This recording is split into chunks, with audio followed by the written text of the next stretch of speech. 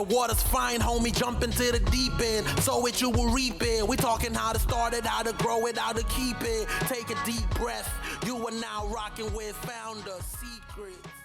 Hello, everybody. We got Taylor visiting New York City, his old home.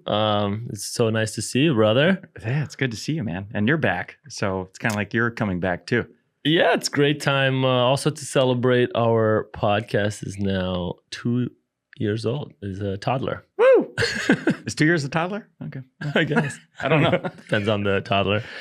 So, yeah, it's a nice time to look back and think, what have we learned over these past couple of years doing the pod and getting feedback from people, having guests on, doing some things with ourselves? What have we learned? Well, I think so. All the time I get asked, last night I was asked, how many listeners do you guys have? And truth is, I don't know. 2. It's, yeah, 2 each of our wives. But it could be thousands. So I'm so metrics focused, at least for me, I'm so metrics focused in our business, every day looking at metrics. So, is this going up? Is this going down? But here, kind of less so, because when we started it was to do something fun and also to kind of test, I think, the creative boundaries for each of us, because we don't do necessarily like super creative things like this as part of our work. And I think for me, 2 years in, it's been fun to meet new people. So it's a great way to like meet even people we've known for a long time, but go deeper with them. But also learn about doing things like this. So learning about being on camera more and recording and that whole process. What about you? Yeah, I learned how to edit the pod at first. You actually edited the original ones. And yeah, I think we learned that, remember when that period where we tried to like start a business live on the podcast and like do the form and the screen share? That was a lot. I think that's a tough format for us to do. I think the human element is better for us. So much depends on the humans though, right? Like some people just come in, like Jeremy from the healthcare podcast. He just texted me this morning. I almost had him on today. He literally came in straight from LaGuardia. He had all his bags and everything. Straight from the airport. He was going to be a great podcast no matter what questions we asked. And then there's some people where it takes us channeling our, Tim Ferriss to make the podcast really, really interesting. So it really varies a lot by person. It's hard to tell in advance. There's no like a set of questions in advance.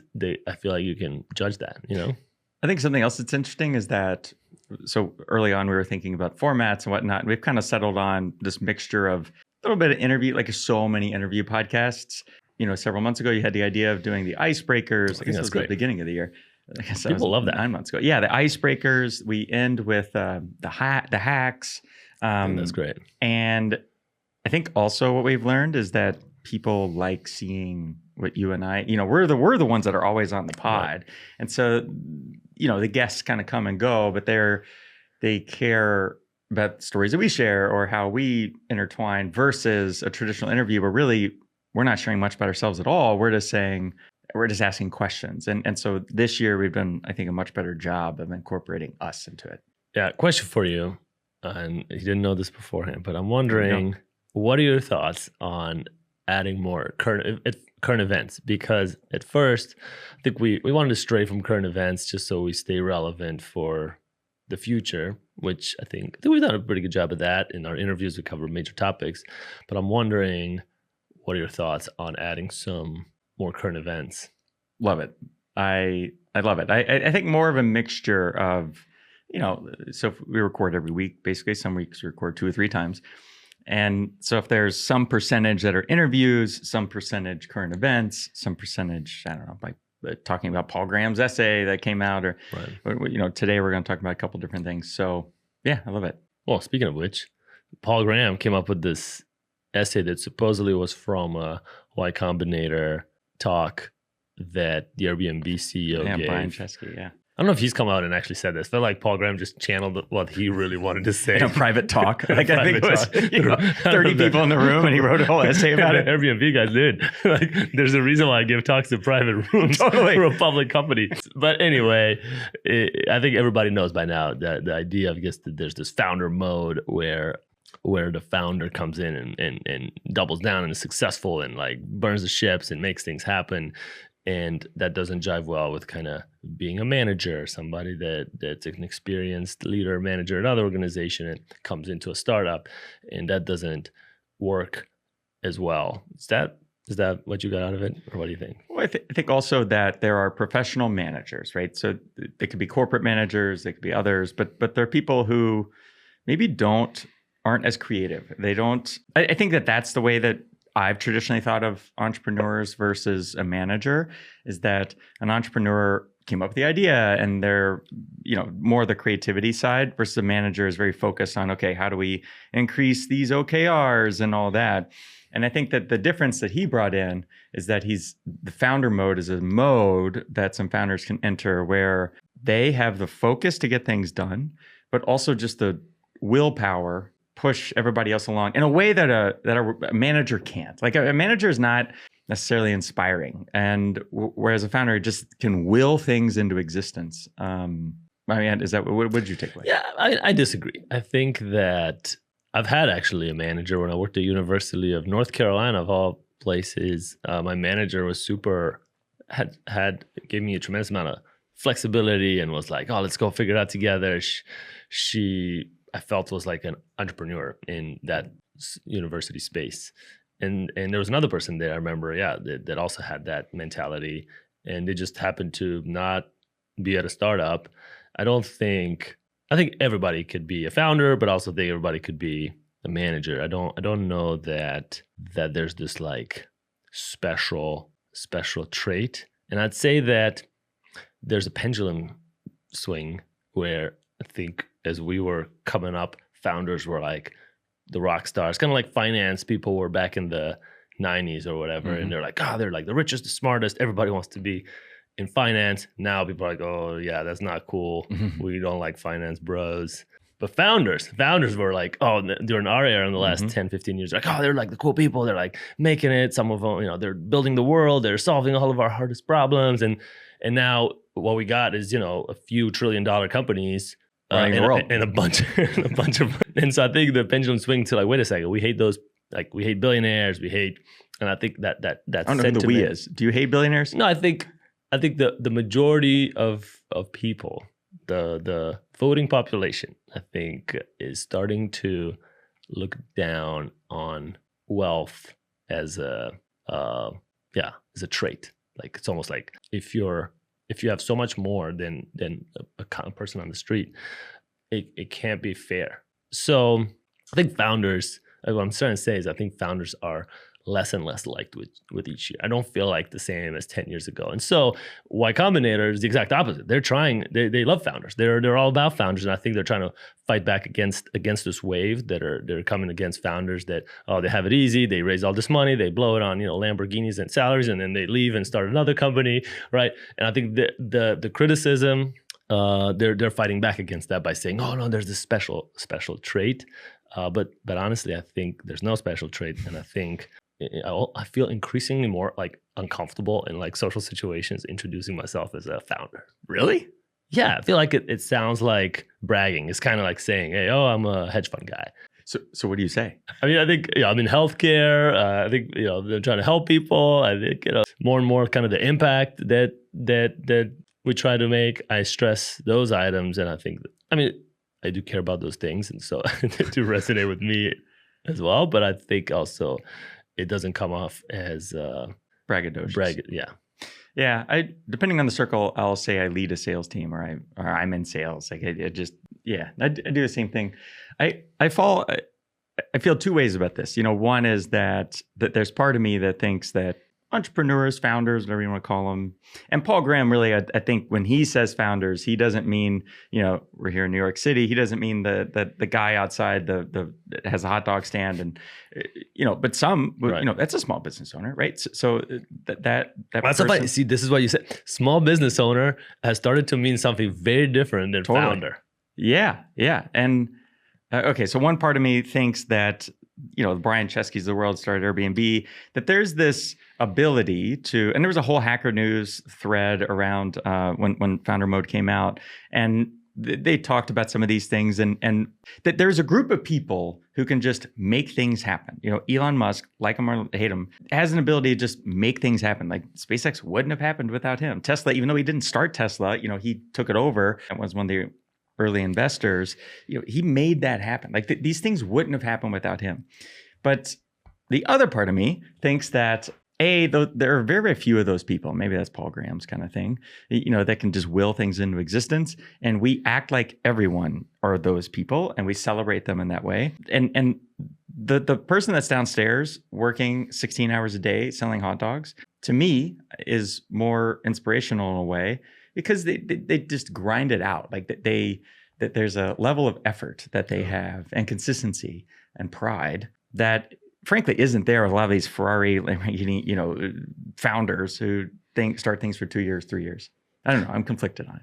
Yeah, and I think scale, a lot of it is about scale in order to reach the Airbnb level of success. And I think when you scale a company, you start forgetting about the people that it impacts. And I'm not saying Brian does. I think he probably does a great job at this. But I think a lot of companies, you just can't help when you're thousands of employees. You don't know everybody. Then you certainly don't know your customers. And especially if you're a D2C company, it's becoming more like a game that you're optimizing, and pixels on the screens and Zooms and meetings. And it's become really, a game. You're like literally playing a video game on your computer, and that's your business, and you're trying to optimize at scale. And I think that's very different than the guy on the street, like what you're saying, or the person who owns a restaurant, where to them, the scale is not the goal. The goal is the human element. They meet people every day. And even though they might be losing money, like at a pharmacy, I talked to a lot of pharmacy owners. And so for them, that human element, well, I know Mrs. So-and-so, right? We're going to do this for her for free, or we're going to lose money on it just because I care about these people, the community, and in the end, it'll all come around.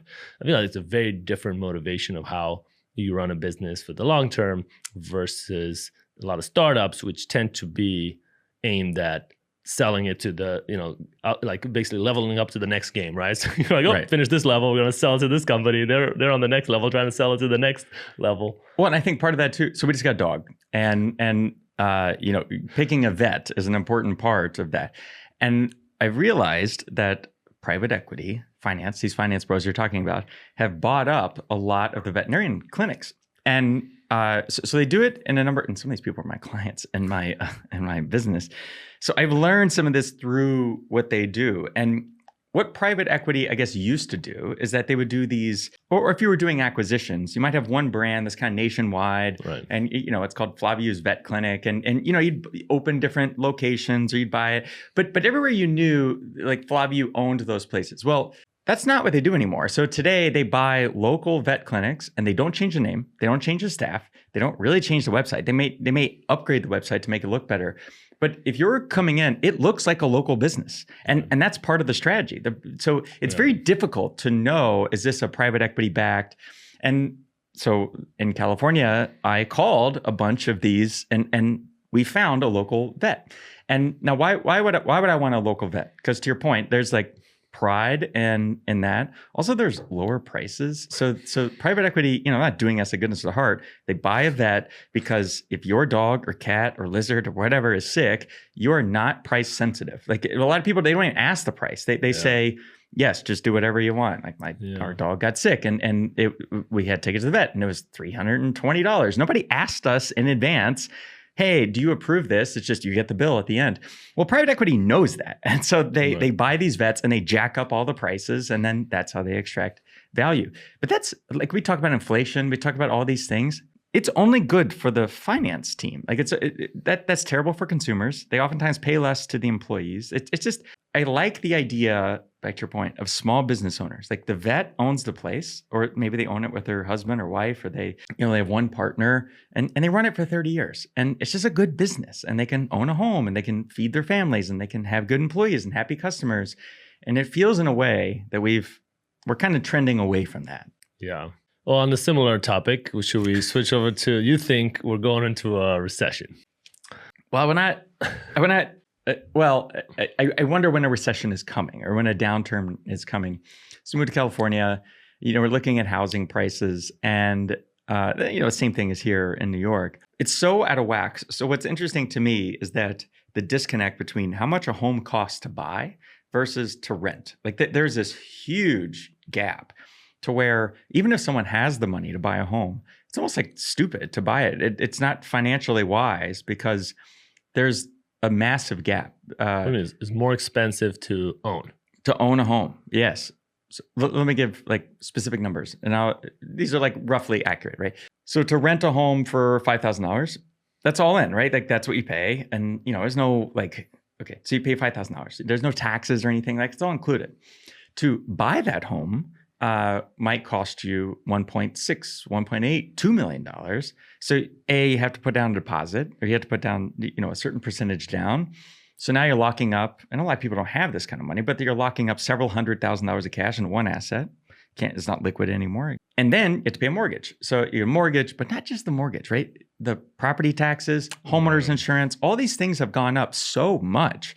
For instance, like out there, you have the threat of wildfires. There's fires ravaging Southern California right now. There's floods. There's all these things. And so the homeowners insurance on some of these homes, they're $800 a month for the insurance. And by the way, that's only going to go up. So a year from now, it'll be $875, and then Right. And so the home to buy, forget how high mortgage rates are, even if they come down, the one to buy, but costs you $10,000 a month, plus you put all that money down, versus to rent might cost you $5,000. Like that's really the twice math. as expensive. It's twice as expensive. Twice as expensive or more. And so it's silly. And so where we live, it's all rentals. Nice community. And the people there, almost all of them could buy a home, but they choose not to. Some of the people that we live with, this is like their second and third home. They rent it, which is so strange to me. They rent multiple homes? At least they rent this home. And it's just so strange. But you ask them why. And some of them, like we were talking to this lady at the pool, and she and her husband owned a home in San Francisco. It started to get really expensive. Not to own the home because they already owned it, but to maintain it, and the insurance went up, and like all this, it just became a pain in the ass. And so they were like, we just sold it and we moved here. And our life is simpler. It's less expensive. It's more consistent. And I'm like, okay, so if you play this out, where's this going? Like who can afford these homes? Like I guess foreign money is buying some of them, maybe. But to me, private equity buys up all the bets. They increase all the grocery prices all go up. Like all these prices go up. Some salaries have gone up, but not in equal. So the natural outcome is that at some point, this can't keep going like this. But people have been saying this for 10 years and it has continued. So what do you think? So who's buying the homes? You don't know. Well, I don't know. I mean, I look on Redfin and whatnot, and I guess people, go to open houses, just kind of look around. People are still buying homes, and a lot of them are paying cash. I guess come up with millions of dollars in cash. Millions of dollars, right? So there is this class of people, the lawyers, the finance people, the even software engineers, others who have, they can get that kind of cash. And yeah, it's wild to me. Like, because here in New York, there's probably more money than anywhere else on the planet, but it's not as, I don't know, it doesn't feel as ostentatious to me. Like you don't see Ferraris driving around New York.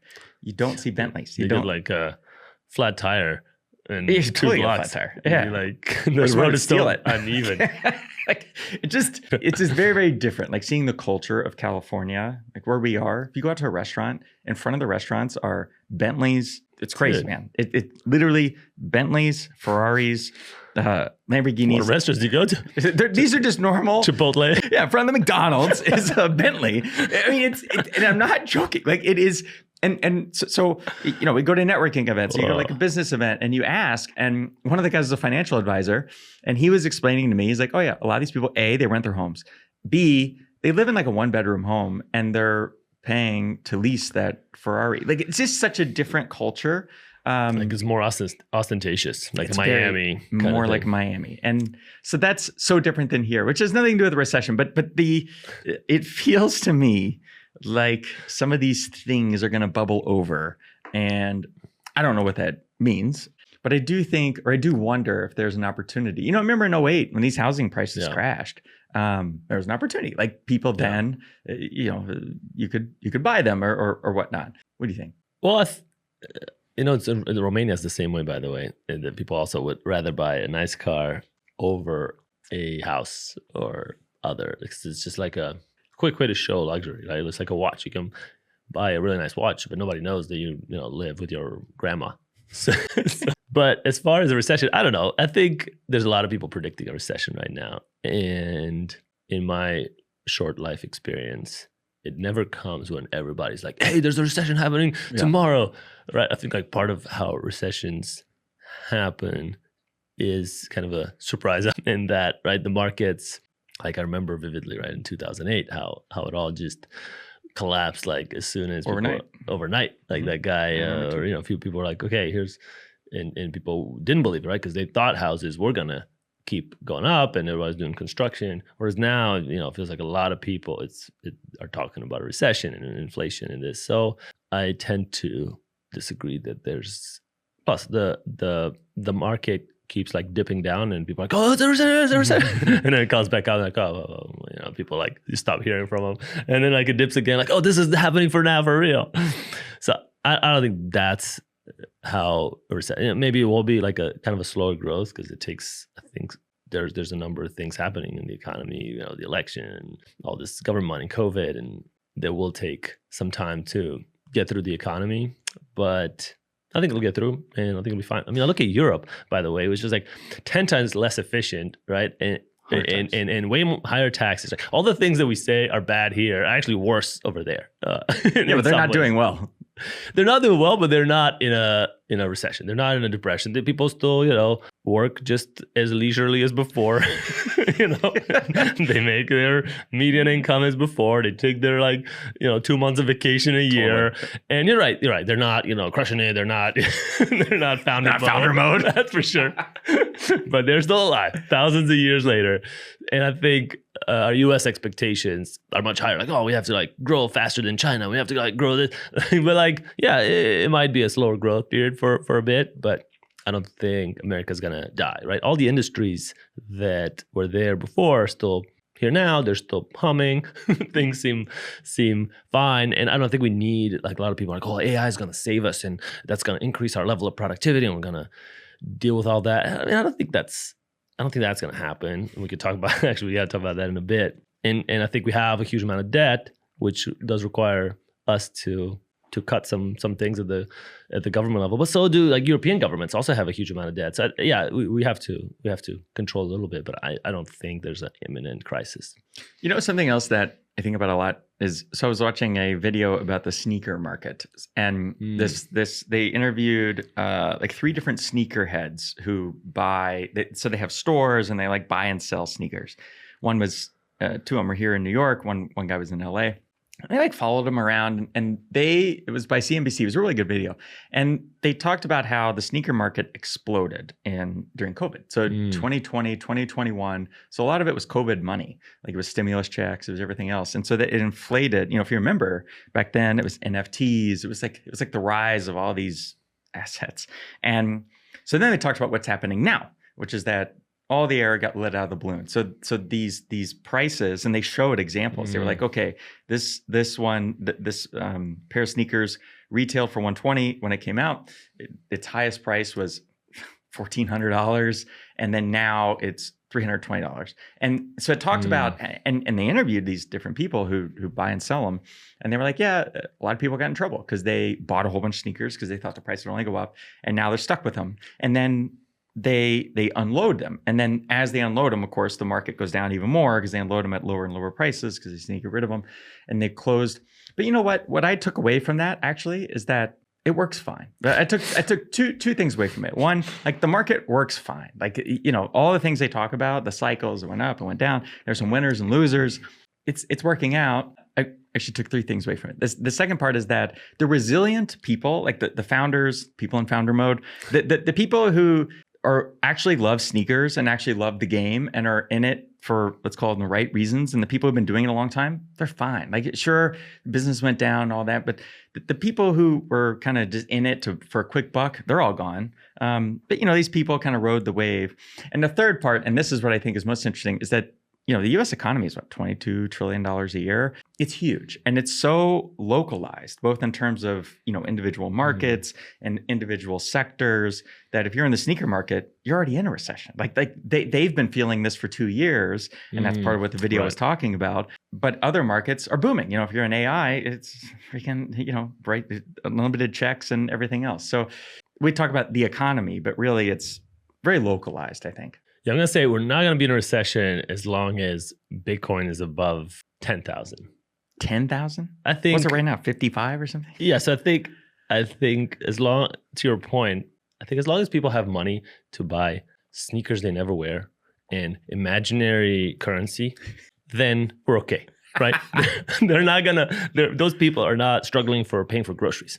And they're like, oh my God, the price of groceries went up. Yeah, but there's still people buying crypto and Dogecoin and that price still goes. So, and I think part of the reason is that our generation, there's a lot of money in the boomer generation, right? The folks that are now aging out and they're in their 70s and they're not spending a lot. And as they're approaching death, I think a lot of that wealth starts getting transferred down to the next generation, right? Which is kind of our age, maybe 30s, kind of those people who you're expecting to really power the economy, to do all the purchasing.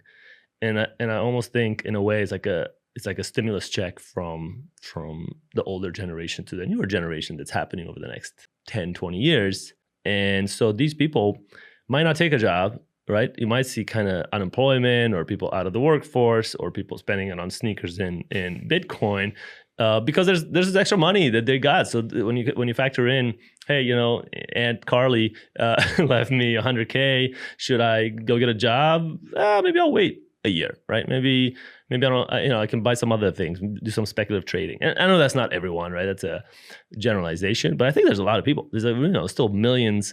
Or actually tens of millions of these boomers. So I think that has a meaningful impact on the economy and is part of why we're seeing these folks still spending on luxury goods when they're expecting a recession. Speaking of kind of boomers and this transfer, something that's really hot on Twitter is this concept of buying boring businesses. And, some of these boomers they run a business or and maybe their kids don't want to take it over. And so maybe you have to sell it. So I was at dinner with a guy in California, and he was talking about buying tow truck companies. So he said, dude, tow truck companies are all the rage for several reasons. One is they're mostly a cash business. So even today, it's still a lot of cash. And so because of that, they don't really keep books because they don't want to pay taxes on the cash. So they have, their QuickBooks says that their tow truck company does $2 million a year, but they actually do $6 million a year, but they can't go back and re-update so no bank will give you a loan for the $6 million. It's against the 2.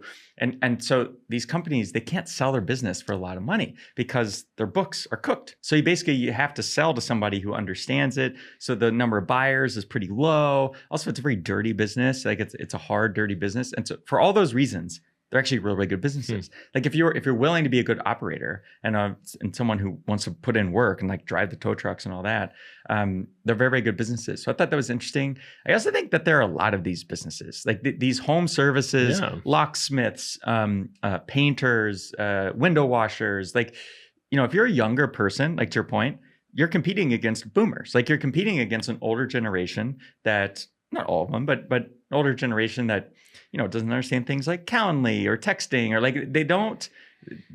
they're not equipped with those things. Their websites aren't mobile ready. It seems like, and I see this with my mom, who owns a painting company, started a year and a half ago. She's going to do phenomenal this year.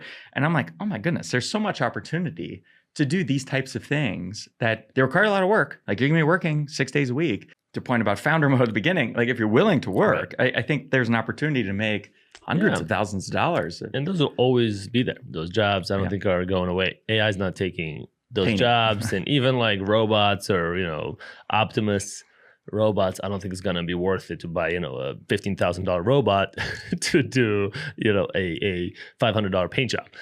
So, they'll always be there if people need them. And maybe right now people aren't hungry enough to take those jobs, but eventually they will be. That's what I mean. I think by like eating their way out of the through the economy. By the way, you know a lot about California, economics recently. You like know so much about tow truck. How do they get all this cash? Like when you get stranded on the side of the highway, do you like also have a stash of cash? How do you pay your tow? I had the same questions. Truck? I had the same questions. Yeah. So to be clear, the guy who I was talking to, he's based in California, but the tow truck companies are based like in the Midwest mostly. So in the middle of the country largely. I had the same questions. They're in Kentucky. They're in like Iowa, Illinois, Kentucky. One was in Florida. It's also a pawn business. They're like, I'll give you this gun in exchange for towing my car. And they pawn it for cash. Yeah. The serial number was scrubbed off, but it's fine, right? You could just take it. So there were a couple of interesting things about this business. One is you get consistent revenue through like AAA, Geico, Progressive, like they have sort of their own, like AAA may have their own fleet of tow trucks, but they don't have them all over the country. And so you can kind of dominate a market. And I didn't realize it, but it's bids. So like a Geico, if you have Geico as your insurance and they offer roadside service, they're not sending their own crew out. They bid it out in real time to the tow trucks. So they say, okay, $55 to pick up Flaviu at this location. And then if nobody takes the bid, $60, $65. Wow. And it's actually much savvy. They don't need Calendly, man. That's like way savvier than I thought. Well, it's Progressive doing the bid. It's like so there's this whole like infrastructure that kind of runs all that. So that's interesting. So that's one part of the business is doing that. But then the other part of the business, and this is the part that I guess is still cash, is you need a tow and you don't have Progressive. Right. You call ABC Towing. Yeah. And I guess you pay the guy or gal in cash. Like they show up, it's $120 and you give the guy $150 and he gets tip or whatever. And to start carrying more cash when I'm driving, that's for sure. I don't remember the last time I guess I didn't drive. Cars break as often either, but. Yeah. So another interesting business that I think I was talking about with him were these, like the Great Lakes, like there are some lakes in the US that are huge, right? And so if you want to drive all the way around the lake, like you and I went to Tahoe. Yeah. So if you want to drive around the lake, it may take 3 hours. Like it takes a long time. So there are these commuter services that are boats and they'll ferry you back and forth. Also a cash business. So you pay like $20. That makes sense. And then you ferry back and forth. And apparently these things print money. And so you can hundreds of thousands of dollars over the course of a summer, and it's very seasonal, right? So you can make a lot of money just kind of doing this over the course of a summer. It's a hard work, like you're working 16 hours a day, but they're good businesses, and AI isn't taking it anytime soon. There will be no self-driving like ferry service on Lake Michigan probably anytime soon. I just love these kinds of like interesting businesses. Yeah, I agree with you, and I think we're going to touch on AI too. Go. The more I think about AI, especially in healthcare, right? There's more companies, like you said, there. Which, by the way, I think it's a myth that they're getting funded. I know a lot of people trying to raise money by adding AI to their name or starting a new AI company and are really, really struggling. I think there's only a few that really are able to raise money, and investors are getting savvier and savvier as they see ChatGPT and Google really be able to make some of these businesses relevant with the next release. So. But in healthcare, when you talk about having a margin of error, it's like when they first introduced, elevators or some of this automation, right? I used to be a guy that went up and down, with the elevator, right? And then we automated that, but people were really scared because what if you get trapped in the elevator, right? I mean, you could get trapped with a person, but they weren't as scared about that. But once you take the person out, they really were like, wait, is this really safe? Like all of a sudden we have a lot of questions about these elevators. Like, what button do I push? And I think it took until people are like 100% sure that this elevator will never break and there's, emergency line directly to 911. I'm not going to get stuck in the elevator for them to feel a little more comfortable without a human. And I think it's similar for healthcare. If you add an AI and you tell them, 5%, it just spews out garbage, then that's unacceptable in almost any segment of healthcare. It doesn't have to be life or death. It's just the industry. I think there's other industries out there that won't tolerate a margin of error at all. And they'd rather deal with a human who's wrong half the time than with a machine that's wrong 0.1% of the time. The same with self-driving, right? And so for that reason, I don't think it'll ever be this AGI we're all dreaming of, that it all just does it by itself. I think I think there'll be always a human involved. And I'll even take the next step to say, but people say, okay, that's fine for healthcare and some of these systems. You have a human watch over every now and then, whatever, is fine. But what about, generation of content, right? Like this podcast or a video or a movie. Everybody can have a movie. You like a movie? We can make it the perfect movie with AI. 500 movies in a second. You like it. I think that's also not going to happen because part of entertainment, I think, is a shared experience. Even social media is very effective because you watch a piece of content or TikTok, right? Or like somebody singing a song. Well, yeah, but then you see you singing a song, you're singing the same song, and there's this shared experience that when the content is completely new and just tailored to you and like, oh my God, it's so great, but I can't share it with anybody because it's only tailored to me. It's so hyper tailored. I don't think that's what we want. I think we want something that we want to like, oh, did you see the last episode of Succession or this and that? And so I think that piece will always be there. Maybe, there's some tailored content that you want every now and then, but I just don't see it as completely replacing all these shared experiences of content. All right. So one part I disagree with you is I think Waymo is going to take over the world. Like why would I Uber so Waymo just came to Los Angeles, so you can do it in LA. I got off the wait list, and so I can't wait to do it. Our friend Sam did it, said mind-blowing experience. Waymo is self-driving Uber, basically. There's no driver in the car. Like they're not in the car. They are available remotely, but you get in the car, you're completely empty. It just and it feels like magic. And it's a little bit more than Uber. It's like 15% more. I would pay 15% more than Uber to not have a driver. Like I trust the computers today for self-driving, especially at like lower speeds. It doesn't get on the highway. So at lower speeds, I would trust the cameras up there because it's looking for somebody running a red light and everything else. I'd trust it more than that. But the part I completely agree with you on is that, so if you go on LinkedIn, you can tell today what part of the content was AI generated because it all sounds the same. It has no voice. It has no human soul. Now, maybe it has a fake human soul at some point, but AI has been creating these Drake songs but none of them are any good. Like They all suck. And it's been now for a year or like this doesn't happen yesterday. Right. It's been like a year or two now.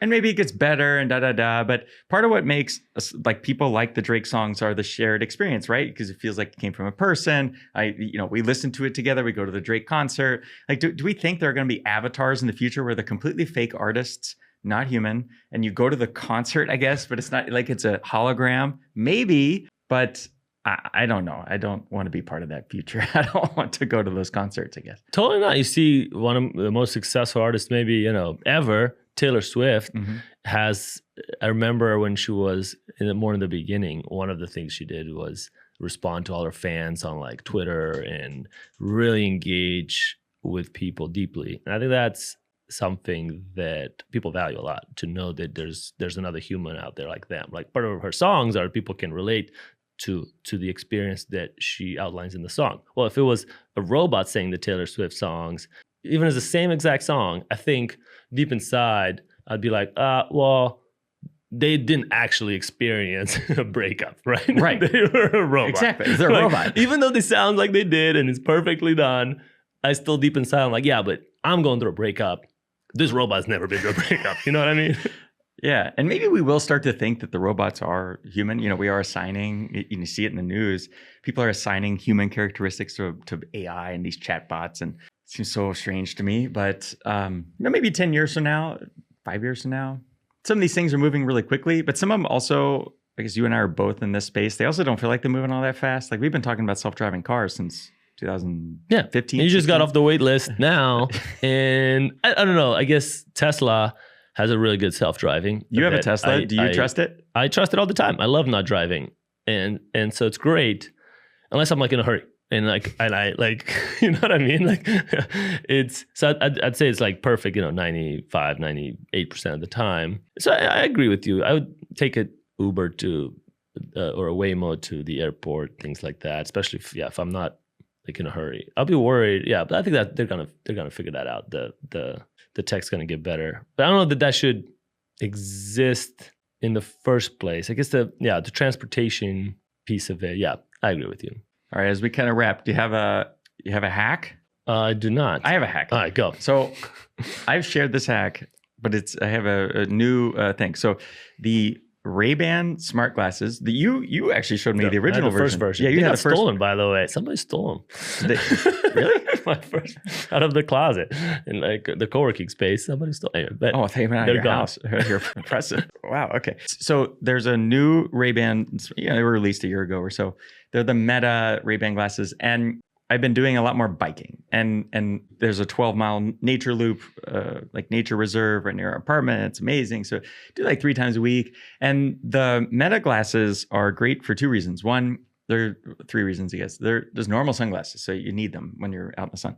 But the second part is that the speakers in them are, the bone, whatever speakers, but they're really good for podcasts. So while I'm biking, I don't want AirPods in because, I want to hear stuff going on. And I could just listen to pods. So I listen to pods on them. Not great for music. Like the music doesn't sound great, but they're great for podcasts. And it's just the experience of there's nothing in your ears and you can just hear it is awesome. And then it has the Meta AI, which is so stupid. Like saying, hey, Meta, it's so stupid. But you say, hey, Meta, take a picture. And you can take a picture. And so I take like 1 or 2 pictures per bike ride because I see something cool. I see like cool sunset and now they just released a new firmware update and it'll do 3-minute videos. 3 minutes is a long time. So you can say, hey, Meta, take a video and it'll just record me biking. And now that we have a puppy, I actually wear the sunglasses inside and I'll take like pictures because it's so much faster than like pulling a phone out. And so that's my hack. I recommend them. Like if you. How long is the battery life? Not very long. So it'll certainly last. It'll last all day. Oh. It'll last all day. So like if I'm here in the city and walking around listening to pods, it'll last several hours. But when you start recording videos, it goes quickly. So if you record 1 3-minute video, it drops to like 50%. So it'll, and they warn you. Photos, it'll do a lot more. So it's the recording of the video that is very battery intensive. So you don't have to record 3 minutes, right? You record 60 seconds or 10 seconds or whatever. But yeah, the listening to music or anything is not as battery intensive as you'd think. That's cool. I don't have a hack, unfortunately, but I would invite our listeners to give us feedback on what we could do better over the next year or two and what they thought of this formatted conversation with more recent events. Love it. All right. Thanks, everybody. That's it. Bye-bye. Bye-bye. Thank you for rocking with the homies. Taylor, Trusty, and Flaviu. Seize the day, own it. Until next time, hold it down, hold it down. Hey.